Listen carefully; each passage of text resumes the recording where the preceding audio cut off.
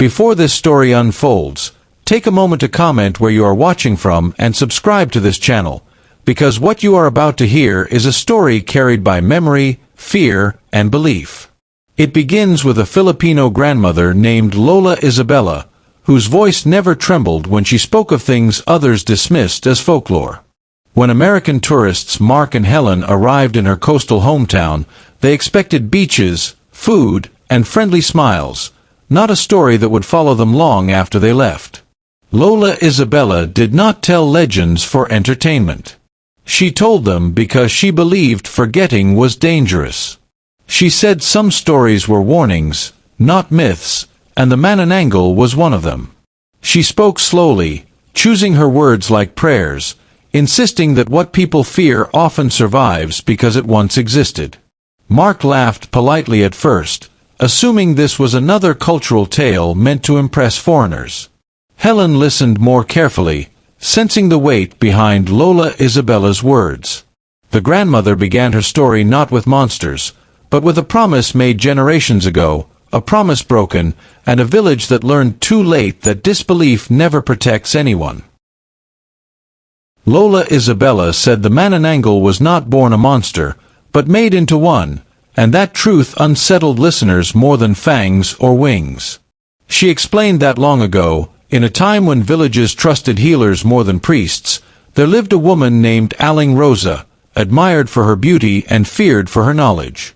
When famine struck, people blamed what they did not understand, and whispers grew louder than facts. Aling Rosa was accused of causing sickness, miscarriages, and storms, not because she did, but because fear demanded a scapegoat. According to Lola Isabella, betrayal changes people in ways death cannot. When Aling Rosa was cast out, she sought survival through forbidden means, trading humanity for power. The Manananggal, Lola said, feeds not just on flesh but on abandonment. Mark shifted uncomfortably as the grandmother described how belief shapes reality in Filipino culture, where stories pass from mouth to mouth, strengthening with each retelling. Helen asked why such stories endured. Lola Isabella answered simply that fear is a better historian than truth. She warned that monsters live longest where communities pretend they never existed.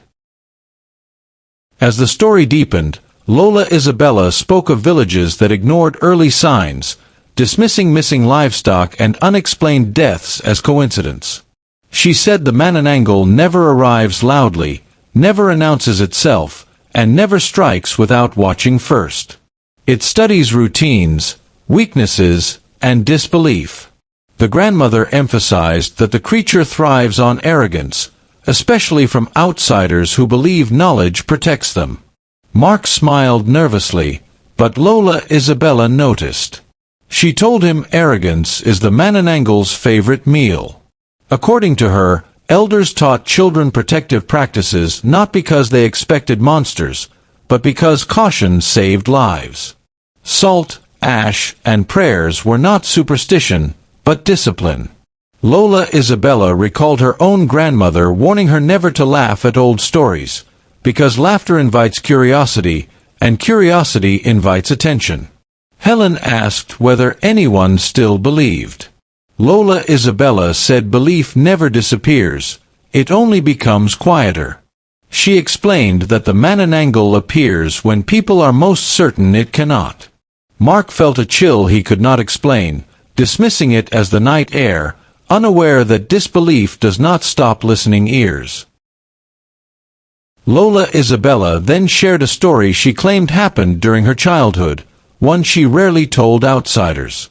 She spoke of a midwife named Teresa who vanished after walking home alone, leaving behind only footprints that stopped abruptly in the road. The village searched, but found nothing, and authorities blamed an accident. Lola Isabella said the elders knew better. They sealed their windows, salted their doors, and whispered prayers at dusk. Mark interrupted, asking why no one reported it further. Lola Isabella answered that survival often requires silence, especially when authorities refuse to listen. She explained that fear is manageable, but ridicule is fatal. When communities are mocked, they stop speaking.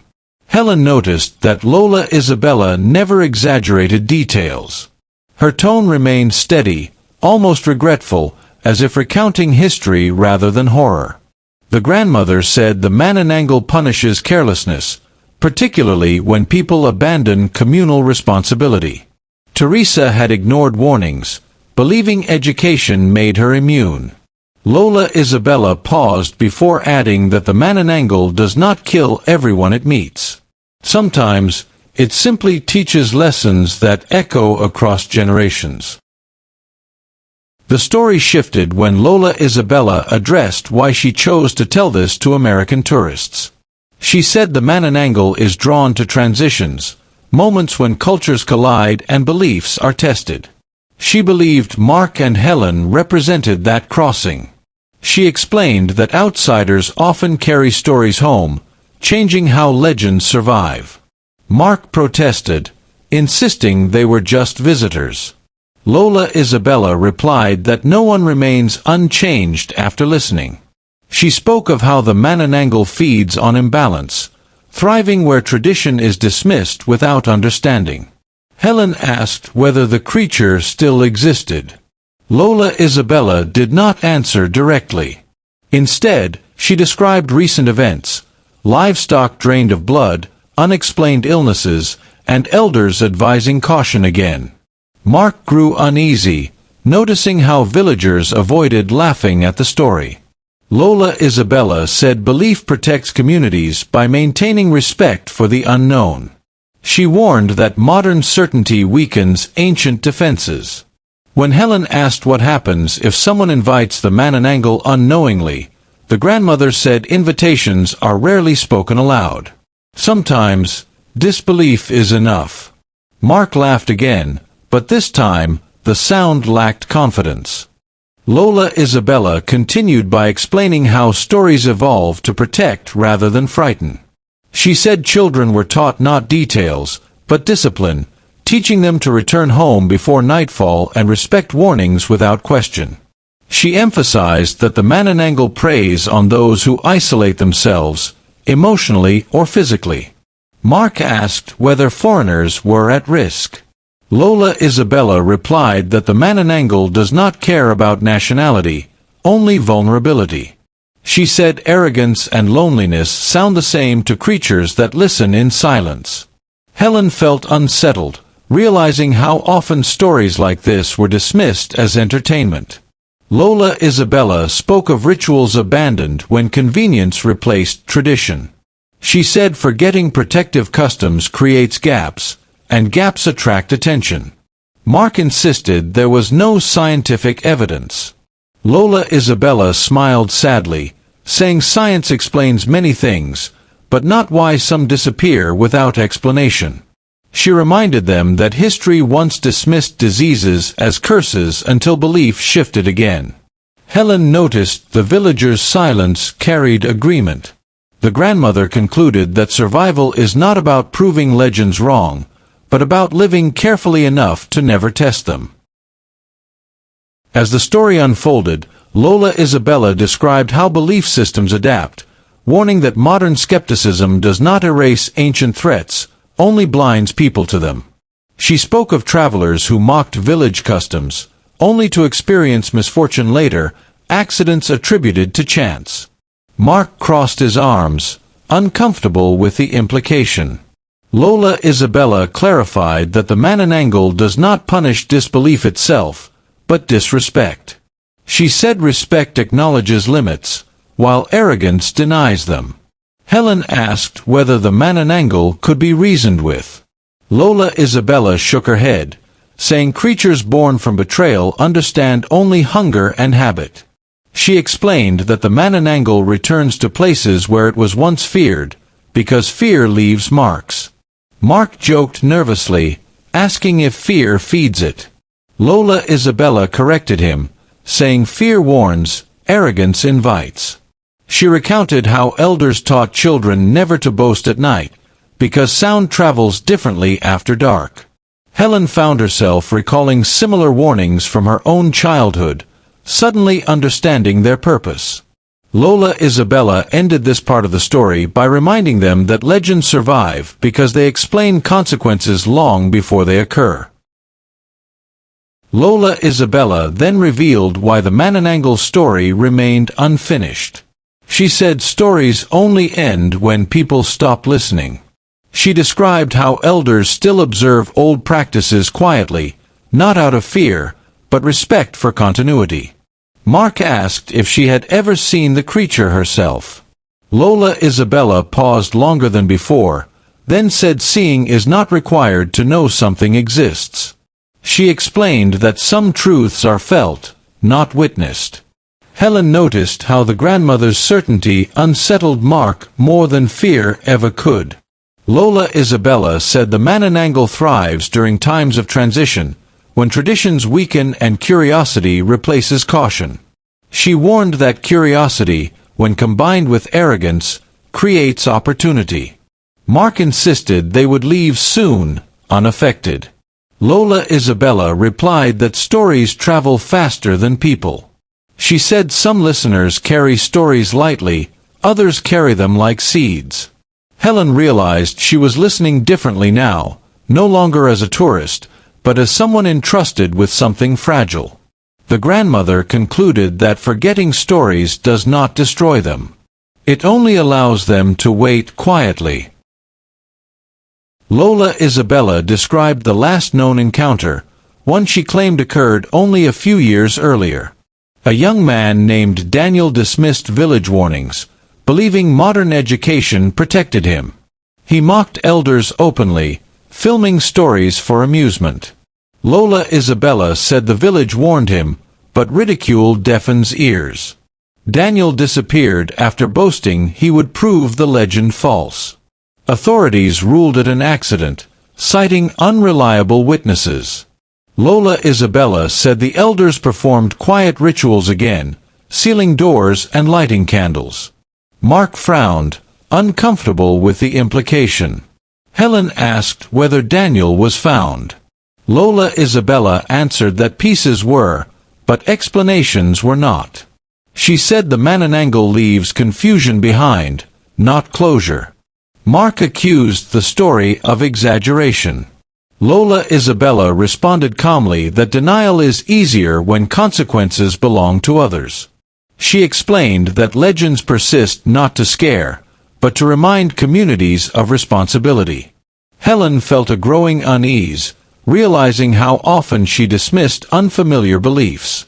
Lola Isabella concluded that outsiders often misunderstand legends because they seek proof rather than meaning. Meaning, she said, survives where proof fails. As Lola Isabella's story neared its turning point, she addressed Mark directly, asking why disbelief felt safer than respect. Mark hesitated, unsure how to answer. Lola Isabella said disbelief allows people to feel superior, while respect requires humility. She explained that humility protects travelers more than knowledge ever could. Helen listened carefully, sensing the conversation had shifted from folklore to warning. Lola Isabella spoke of how the Manananggal represents consequences when communities abandon mutual care. She said the creature is a reminder of what happens when people isolate themselves emotionally. Mark scoffed again, but his voice faltered. Lola Isabella said stories adapt to listeners, revealing what they are ready to hear. She warned that dismissing stories does not prevent their lessons from applying. Helen felt the weight of responsibility, realizing that hearing a story creates obligation. Lola Isabella concluded this section by saying that belief is not required for stories to matter. Only attention is. Mark glanced around, noticing the village silence again, suddenly aware that he was being listened to in ways he could not see. Lola Isabella then revealed why she had chosen that particular evening to speak. She said the Manananggal listens during moments of transition, when stories cross borders. She explained that storytelling is a form of invitation, whether intended or not. Mark protested, insisting they had not invited anything. Lola Isabella replied that attention itself can be an invitation. Helen felt uneasy, recognizing how casually they consumed stories as entertainment. Lola Isabella described how the Manananggal mimics vulnerability to draw people closer, appearing where curiosity outweighs caution. She said it thrives where people feel superior to fear. Mark grew silent. Lola Isabella continued, explaining that the creature does not attack immediately, but waits, observing behavior. Helen realized the story had shifted from history to present tense. Lola Isabella said the Manananggal tests belief through consequences, not confrontation. She warned that some lessons arrive slowly, following people home. Mark insisted they would leave the next day. Lola Isabella smiled gently, saying stories do not respect borders. Helen felt a chill, realizing this story had already crossed one. The grandmother explained that stories like the Manananggal endure because they evolve alongside culture. She said monsters change form, but lessons remain constant. Mark asked whether the Manananggal could follow people abroad. Lola Isabella answered that belief does not travel, but consequences do. She explained that when people mock warnings, they weaken protections, making themselves vulnerable in unfamiliar ways. Helen felt the story was no longer about a creature, but about accountability. Lola Isabella said modern life teaches people to dismiss what cannot be measured, forgetting that not everything dangerous announces itself. She described how communities once used stories to reinforce behavior, not fear. Mark began to understand that his reaction mattered more than belief. Lola Isabella said respect does not require acceptance, only humility. Helen nodded silently. Lola Isabella concluded that the Manananggal survives because it reflects human failure, not supernatural strength. When communities forget responsibility, something always fills the gap. Mark remained quiet, unsettled by how personal the lesson felt. Helen realized the story was now theirs to carry, whether they wanted it or not. Lola Isabella ended the story by warning that the most dangerous part of any legend is forgetting why it was told. She said stories protect communities by preserving memory. Mark finally asked what happened to those who ignored warnings and left. Lola Isabella said some returned changed, others never returned at all. She emphasized that not all consequences are visible. Helen asked if the Manananggal could be defeated. Lola Isabella replied that monsters born from neglect cannot be destroyed, only starved. Respect, she said, is how communities starve fear. Mark admitted the story unsettled him.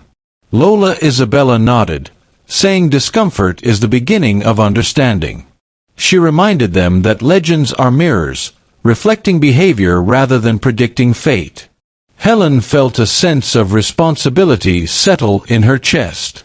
Lola Isabella concluded by saying that carrying a story means choosing how to honor it.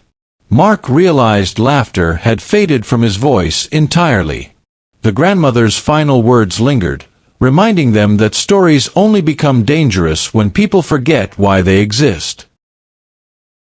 After the story ended, Mark and Helen left the village carrying more than souvenirs. The Manananggal was no longer just a legend, but a symbol of something they had overlooked. Helen replayed Lola Isabella's words repeatedly, recognizing patterns in her own culture. Mark struggled with unease, questioning why disbelief no longer comforted him. The story followed them, not as fear, but as reflection. Lola Isabella's warning echoed, reminding them that respect travels farther than skepticism. Helen realized how often stories are dismissed because they challenge certainty. Mark admitted he felt watched, though nothing was there. The story had changed them, quietly and permanently. They understood that the Manananggal did not need to exist physically to leave consequences behind. Lola Isabella's lesson became clear. Forgetting stories does not erase danger, it invites it. As they prepared to leave the Philippines, both carried the weight of responsibility. Stories, they learned, demand respect even when belief falters. The Manananggal's greatest power was never fear, but memory. Back home, Mark could not sleep, because the grandmother's words followed him into silence, into dreams, and into daylight.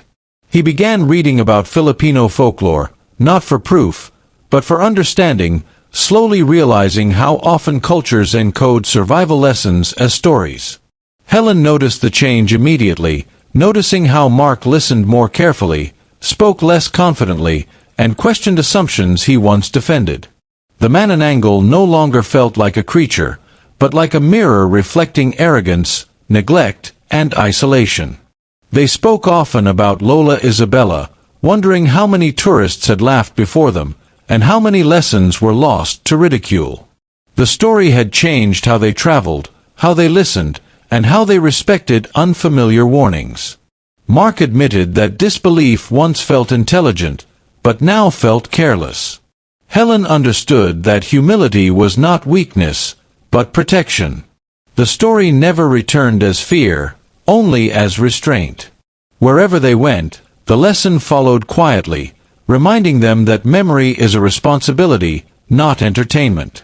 It reshaped their choices, their conversations, and their patience, teaching them that stories survive because someone, somewhere, once paid the price for ignoring them.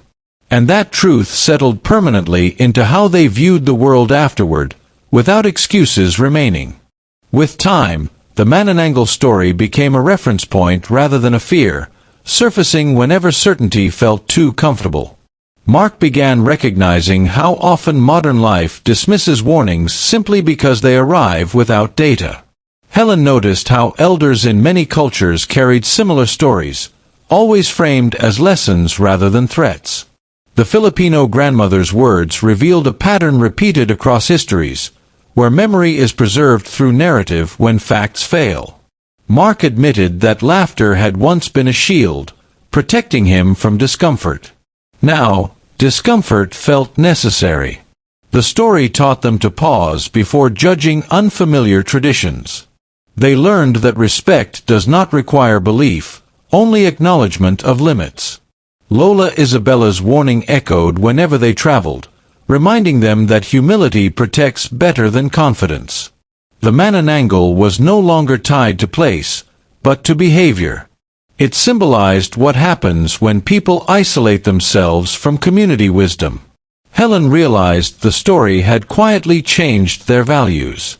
Mark accepted that certainty can be dangerous when it silences listening. The legend endured not because it frightened them, but because it revealed consequences they could no longer ignore, shaping their choices with quiet authority. Years passed, yet the story never faded, resurfacing during conversations about culture, history, and belief. Mark and Helen shared it carefully, never sensationalizing, never exaggerating, honoring its origin. They spoke of Lola Isabella with respect, emphasizing her intent rather than the creature itself.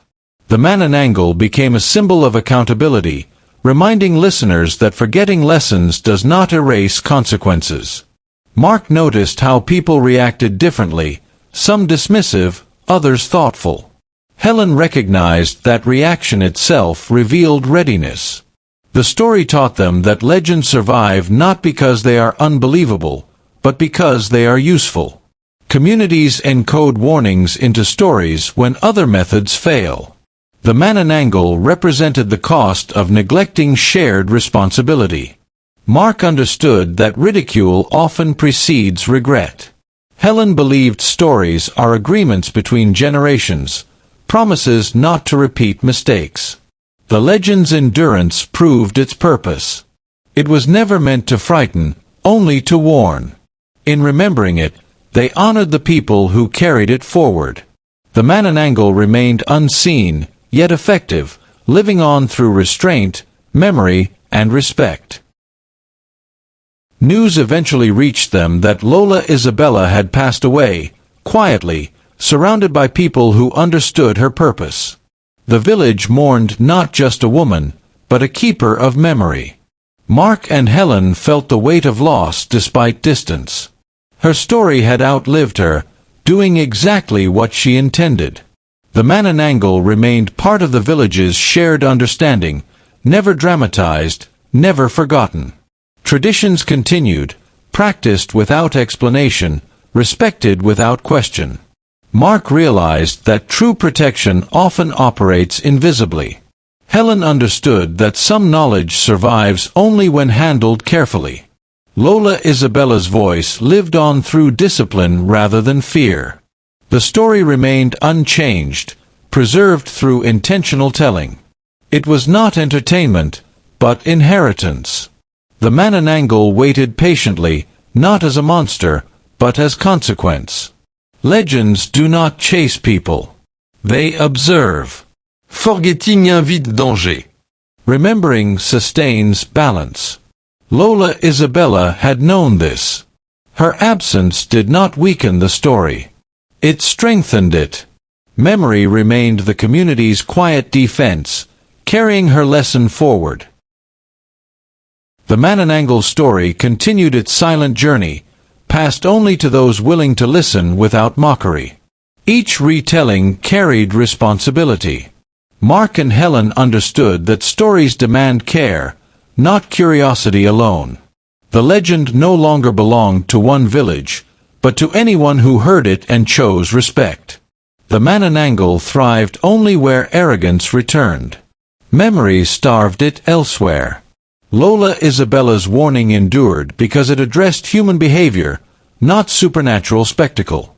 Legends survive when they remain relevant. This one did. It reminded listeners that isolation weakens protection, and community strengthens it. The story required no belief to function, only humility. Mark recognized that forgetting is often a choice. Helen believed remembering is an act of respect. The Manananggal waited patiently, listening for laughter, for dismissal, for carelessness. Stories sleep when ignored, but awaken when mocked. Memory remained the oldest defense. Lola Isabella had entrusted it to those willing to carry it carefully, ensuring the warning never lost its meaning. This story was never about proving the Manananggal exists, but about understanding why it endures. Lola Isabella told it to preserve memory, not fear. Mark and Helen learned that stories cross borders faster than people. Legends protect those who listen with humility. The Manananggal waits where respect fades and certainty blinds. Forgetting does not destroy stories. It invites consequences. Remembering sustains balance. Lola Isabella's lesson survives because it speaks to responsibility rather than belief. The story continues through every careful listener. It waits quietly, patient, unchanged.